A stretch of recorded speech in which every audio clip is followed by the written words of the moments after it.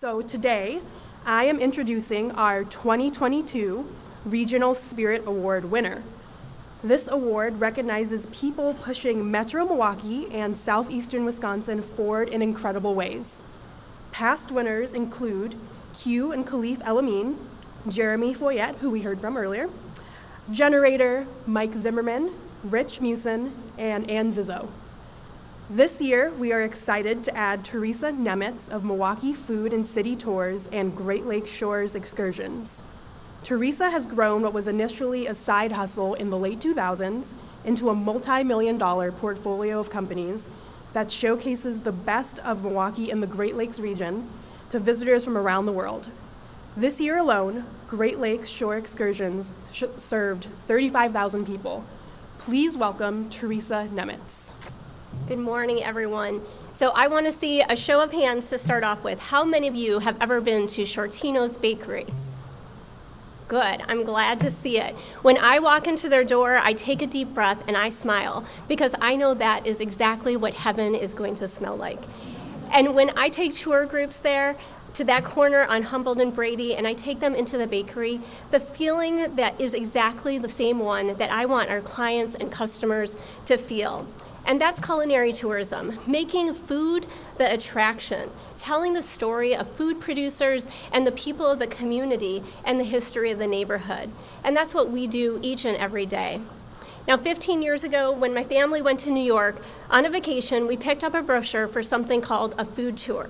We signed up and we found ourselves on a street corner with a bunch of other tourists, and we were captivated by a local New Yorker that was showing off his neighborhood and the cuisine. We came home to Milwaukee and we started the exact same thing, thinking this is going to be a fun little hobby. Well, that hobby definitely exploded and has exceeded my wildest dreams.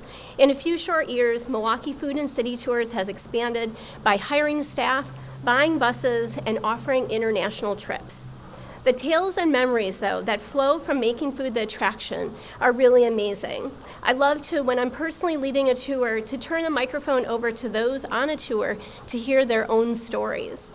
One time we were eating at Zafiro's, for example, and a grandmother was on the tour with her grandchildren that day, and she said that it brought together this memory for her.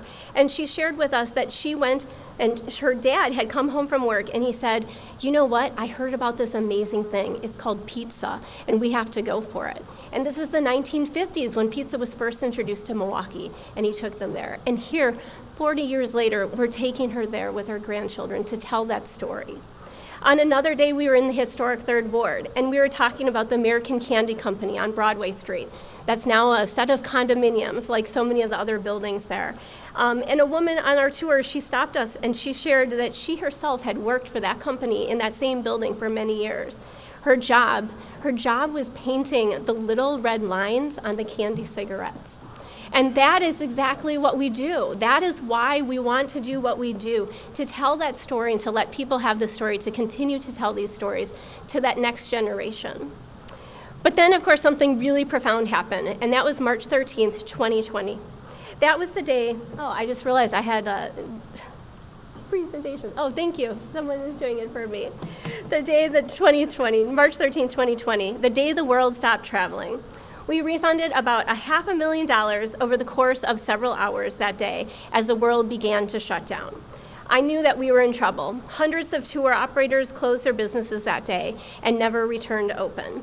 I was personally in a tailspin. I was very scared, but I refused to undo 13 years of hard work. We thought about the many food producers that we knew in this community, and we said, how can we still tell their story, but without leaving home? It was just an idea, and we threw it up on the internet, and we wanted to see if anyone would bite. And within 72 hours, we were selling the very gift boxes and advent calendars that ended up saving our company and infusing literally millions of dollars into small businesses around not only Milwaukee, but the Midwest. As it has been more than selling a product, though. It was really about saving our company, keeping our staff on board, and delivering gift boxes, and helping build a whole entire community of food producers and to support them when customers could no longer come to their front door. As horrible as every ounce of the pandemic has been, That desperate pivot is what ended up being the catapult for the biggest growth in our history. In the last year, we have scaled 10 times larger than what we were in March of 2020. The common thread through all of our growth, though, has been our desire to authentically showcase the communities that we love. From showing off our favorite mom and pop shops across the country in gift boxes, to showing off Milwaukee neighborhoods on our tours, to acquiring 2 different tour companies in Chicago, to launching operations and hiring 200 part-time staff in 12 different towns along the Great Lakes to be able to show cruise ship passengers their town on shore excursions. It has definitely not been easy for us to do any of this and to be able to grow, but I do believe that it is possible to really be authentic and support locally on a scalable level. It really has hinged for us on 4 different ingredients.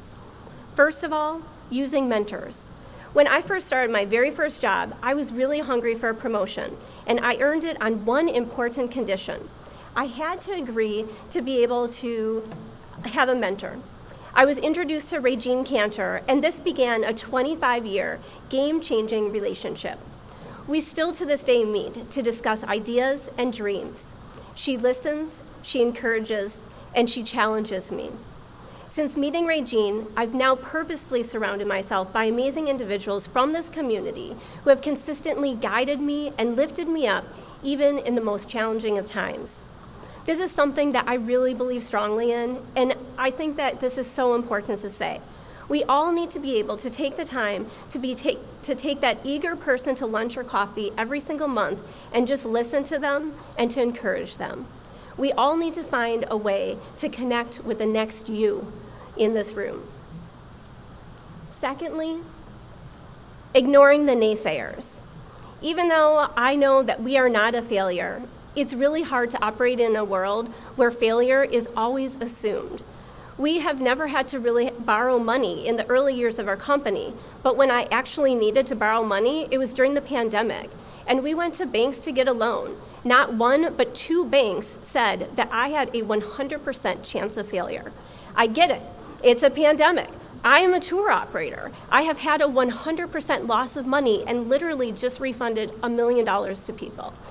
You know what? I could have listened to the haters, but we didn't. Instead, we went out there, we negotiated with vendors. I promised all the people that were also just as hard hit as we were to let me pay them a year later so that I could continue moving forward. We put a plan in place to keep us afloat as we took on even bigger risks. And it really came down to a lot of those amazing mentors in my life that were able to put us in the right place at the right time to be able to move forward. Third, seeing the opportunities and seizing them.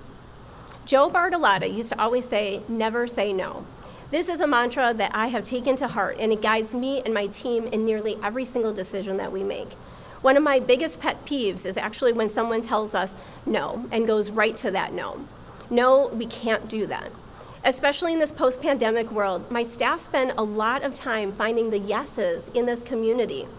The yeses make a lot of extra work, but I always think about the person that first got that request for a cruise ship to dock in Milwaukee. It sounds like a pretty crazy idea, but just think about that person that was willing to say, you know what, let's have this conversation. Yes, let's find a way to make it happen, because look at the financial impact that decision has had on the community as a whole. If someone wants to incorporate a visit to the Wisconsin Humane Society to adopt a tour or to adopt a dog mid-tour, we will do it, and you know what? We have.